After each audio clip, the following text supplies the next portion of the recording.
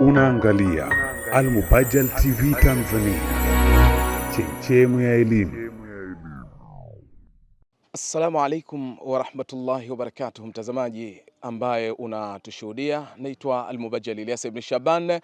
Tupo maeneo ya Neema Mtapiko, kata ya Masiwani, ambapo jambo kubwa lililoweza kutuleta hapa ni kuhusiana na ujenzi ambao unatarajiwa kujengwa hapa na taasisi ambayo inafanya vizuri sana na ni maarufu kutokana na shughuli zake, taasisi ya JAI. Ndugu zetu wa JAI ndio ambao wanamiliki eneo hili, na kama ambavyo unaona msikiti pamoja na madrasa ambayo iko ndani, kwa maana wanafunzi wanasoma ndani ya msikiti. Kwa hakika juhudi inayofanyika hapa ni kubwa sana na wanafunzi ni wengi, wanafunzi ambao wanapata mafunzo, lakini changamoto ni kuhusiana na madrasa pamoja na nyumba ya mwalimu. Eneo lipo na linatosheleza kabisa, isipokuwa ujenzi unahitaji gharama. Tumekuja kwako kwa ajili ya kuweza kuliweka hili kwa umma wa Kiislamu. Yoyote yule ambaye ataweza kuguswa na hili,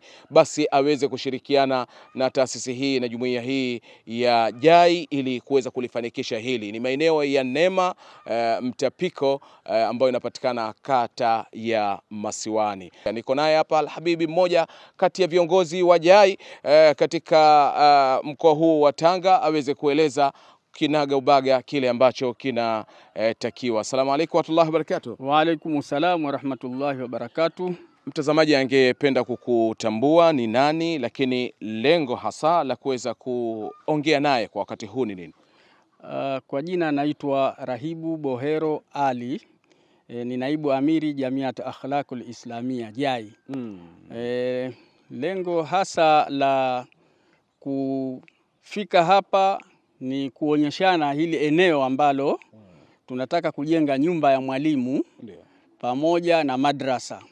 Kama ambavyo kwanza kabisa tushukuru ndugu zetu ambao wametoa wakfu wao kwa ajili ya hiki kiwanja kwa ajili ya kuendeleza dini. Sasa moja kwa moja sisi ndio waimarishaji wa hili jambo. Wao wameshatukabidhi kiwanja. Kiwanja tumekishaanza kuja 2400 kwa ajili ya nyumba ya mwalimu na tofari 1600 kwa ajili ya madrasa. Hii madrasa ni pamoja na vyoo, pamoja na ofisi ya mwalimu. Sasa pamoja na nyumba ya mwalimu, ni vifaa gani ambavyo vinahitajika ili anayetutazama aweze kutuletea inshallah? Vifaa ni vyote vya ujenzi, ambapo tunahitaji matofari 2400 kwa ajili ya nyumba ya mwalimu na tofari 1600 kwa ajili ya madrasa.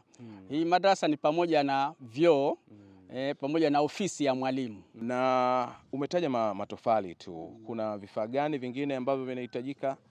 Bati, mbao, mawe, kokoto, nondo na mchanga na kadhalika, ambavyo vitakuwa vinahusiana na ujenzi. Kwa kuwa ujenzi huu hatujampata mtu ambaye wa kutujengea moja kwa moja, ni nguvu zetu sisi wenyewe, mdogo mdogo tunaanza, basi tutakuwa tukivipokea vifaa hivyo. Kama ambavyo umeweza kusikia, kile ambacho kinahitajika ni ujenzi huu ambao rasmi leo umezinduliwa kwa kuweza kuzungumza nawe kile ambacho kinahitajika kufanyika katika eneo hili, ujenzi wa madrasa pamoja na nyumba ya mwalimu.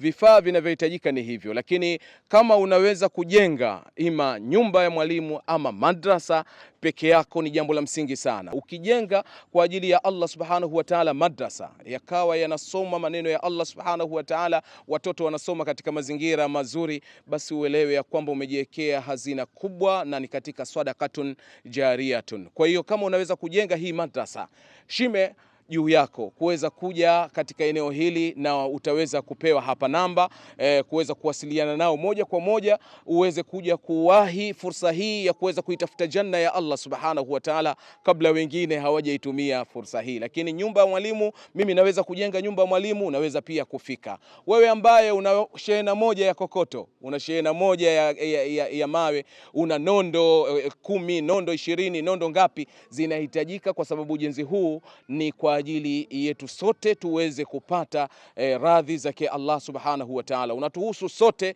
jamia kuweza kujitokeza kwa hali na mali. Una uwezo wa cement mifuko yako 5, 6, 7, unaweza kujitokeza ukasema mimi cha kwangu ni hiki. Lakini kama unaweza kulijenga lote, basi usiipoteze hii fursa. Duniani tunapita, ni lazima tujenge makazi yetu katika maisha ya milele na milele mbele ya Allah subhanahu wa ta'ala. Yule ambaye anatushuhudia ataweza kufika vipi hapa, lakini pia ataweza kuwasiliana nanyi kwa namna gani?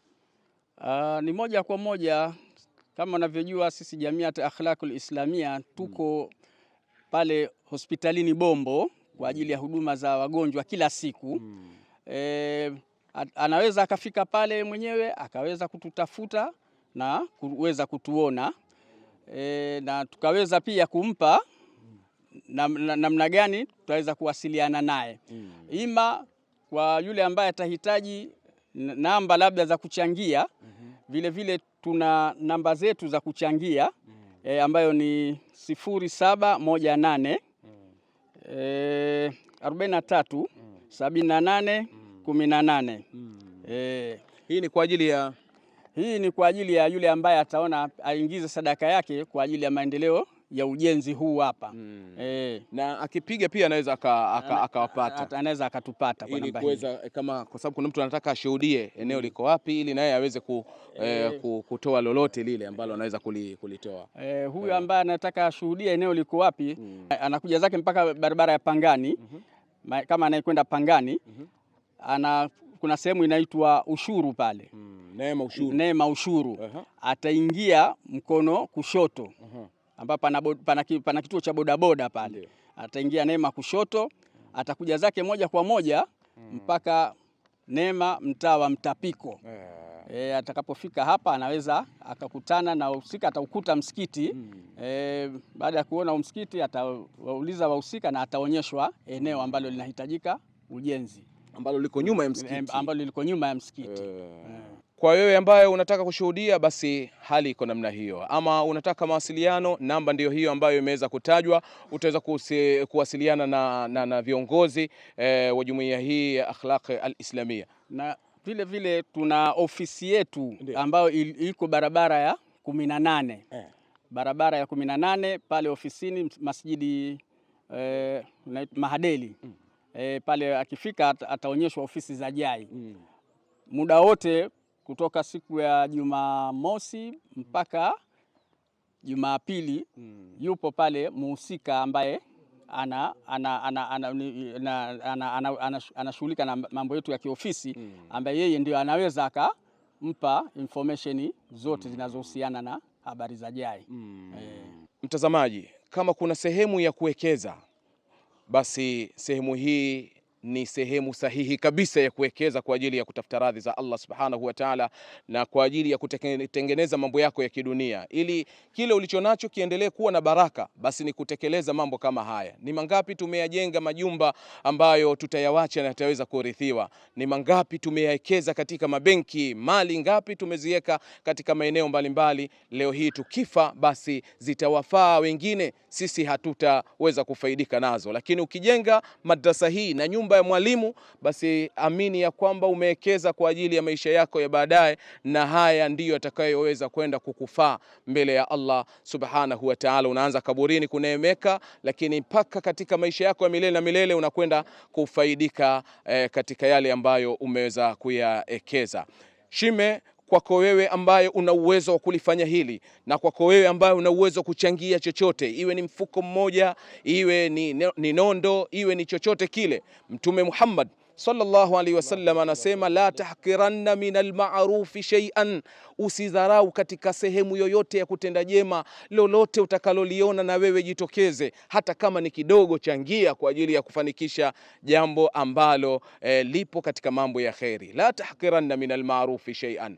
Ndugu zetu wajai ni watu ambao wanajulikana, ni watu wa kutekeleza, ni watu ambao wanayafanya mengi, hawataki kuelezwa sana kwa sababu wanayoyafanya yanaeleweka. Leo nenda katika mahospitali mbalimbali, wao ndio ambao wanahudumia wagonjwa, wao ndio wanafanya kusafirisha wagonjwa kupeleka katika sehemu za huduma mbalimbali. Ni mambo ambayo yanaonekana kwa sababu wao wamejitoa kwa ajili ya kusaidia jamii. Tulifanye hili ili tuweze kusapoti juhudi za eneo hili na watu wa mazingira ya hapa waweze kuneemeka, lakini pia tuweze kuwekeza kwa ajili ya Allah subhanahu wa ta'ala. Ninaamini baada ya ujumbe huu tutaweza kujitokeza kwa wingi kuweza kulifanikisha hili kwa haraka iwezekanavyo kwa ajili ya kupata radhi zake Allah subhanahu wa ta'ala. Neno lako la mwisho namwambiaje mtazamaji?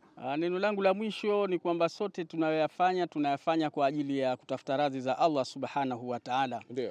Kwa hiyo kila mmoja apupie, awanie kuweza kuyafanya haya mambo ambayo tutaacha athari katika huu ulimwengu mara tu baada ya kuondoka. Hatujijui ni muda gani ambao tunaweza tukaondoka na kipi tumekitanguliza mbele ya Mwenyezi Mungu.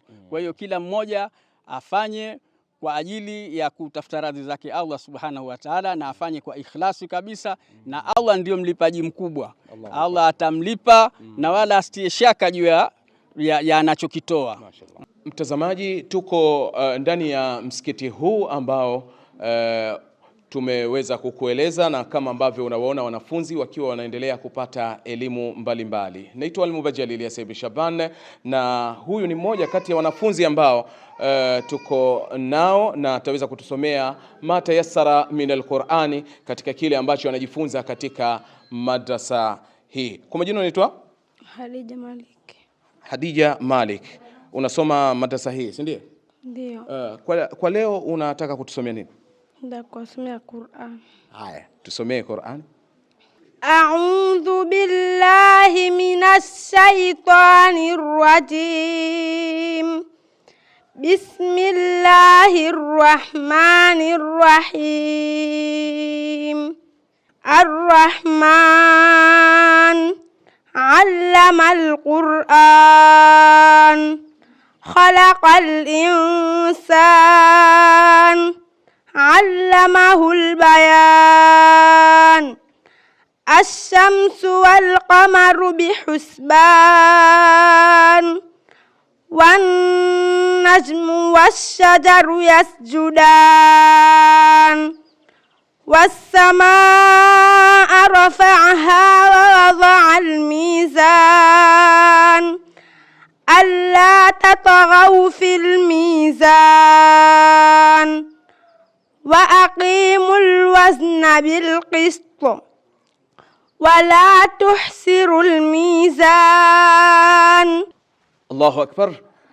Ni matunda hayo yanayopatikana katika eneo hili Masha Allah, kutokana na kile ambacho kinafundishwa katika maneno ya Allah subhanahu wa ta'ala. Unaona ni jinsi gani watoto ambavyo wanafundishwa vyema. Ameweza kutusomea suratul Rahman kama ambavyo umeweza kuona, na nimeona hapo umetunzwa, si ndio?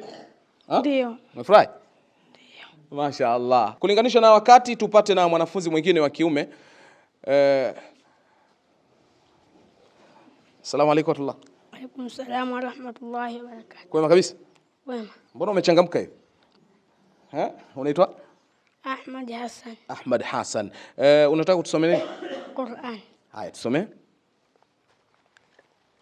A'udhu billahi minash shaitanir rajim. Bismillahir rahmanir rahim. Qaf wal Qur'anil Majid.